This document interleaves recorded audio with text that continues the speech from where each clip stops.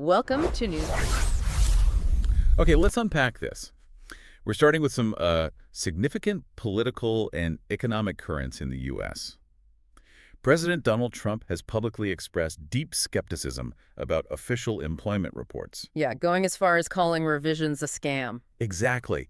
And he's even indicated an intent to replace the commissioner of the Bureau of Labor Statistics, the BLS. What's fascinating here is how this move could be seen, really, as a direct effort to sow doubt on these official economic institutions and maybe influence how critical data is presented, especially, with the economy under such scrutiny. Right. And speaking of shifts, we're also seeing a tightening of border controls. The USCIS, for instance, they issued new family visa guidelines back on August 1st. Focusing on what specifically? Well, heavily on relationship authenticity and national security. So really ensuring the validity of those applications. Exactly. And the Department of Homeland Security is reinforcing the overall migratory processes, too. Although they also say they aim to streamline low-risk applications and maybe reduce those deportations. Okay. Meanwhile, you have the so-called sanctuary cities like New York and Los Angeles. They limit cooperation with federal immigration enforcement, right? Precisely. They're bolstering immigrant protection now, seemingly in response to increased raids and legal threats. Plus, there's speculation swirling about potential large-scale deportations, even efforts to revoke birthright citizenship. Here's where it gets really interesting there when we look at the actual economic numbers. The first quarter of 2025, well, it brought a stronger slowdown than many expected. Yeah. Real GDP, that's gross domestic product, the total value of goods and services produced actually contracted by 0.5% on an annualized basis. Wow, okay. 0.5% shrinkage if that rate held up for a year. Right. So if we connect this to the bigger picture, what was the main driver there? Well, the primary factor was this massive 41.3% increase in imports. Which sounds counterintuitive, but imports actually subtract from GDP. Exactly. That surge, along with lower government spending and slower household expenditure, really weighed on the overall number. Okay, but, and this seems crucial, what about underlying strength? Well, that's the interesting part. Final domestic demand still grew by 2.3%. So that suggests the underlying economy didn't technically slide into recession. It maintained a kind of a solid base. So the demand is still there, it seems, even if it's being met by imports. What about inflation? That's always a hot topic. Absolutely. And the June CPI report brought mixed signals. General inflation actually rose to 2.7% year over year. That's the highest since February. But core inflation, stripping out volatile food and energy, that actually cooled slightly to 2.9% year over year. Okay, so some moderation there. Fifth month in a row, you said. Fifth consecutive month, yes.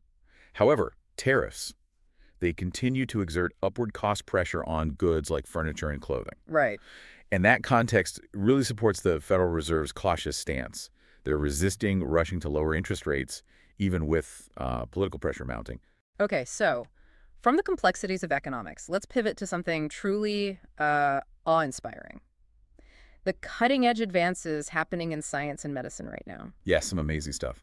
2025 is seeing this continued revolution with Crispr Cas9 gene editing, that tool letting scientists precisely cut and paste DNA. We're anticipating significant clinical trial results. For conditions like muscular dystrophy and cystic fibrosis, right? Huge potential there. Huge. This raises an important question, though. How are these breakthroughs actually being applied day to day? You see artificial intelligence, AI, for instance, becoming pervasive in medicine. How so?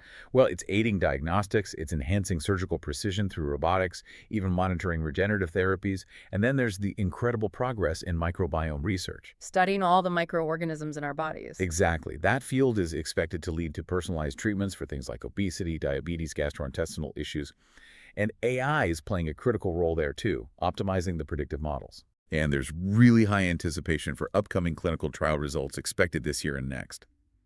These could genuinely transform treatments for various cancers like cervical, breast, prostate, and also rare diseases like prion disease or sickle cell anemia. That's truly transformative potential.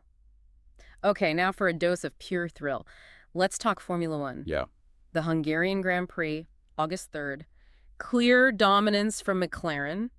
Lando Norris secured his 5th victory of the season. His 9th career win, wasn't it? 9th career win, yeah. Finished ahead of his teammate, Oscar Piastri. It was an incredible performance. That marks McLaren's 7th 1-2 finish this year. Just a dominant season for them so far. Really is. And what's truly exciting is how tight the Drivers' Championship has become now. Yeah. Norris is just 9 points behind Piastri.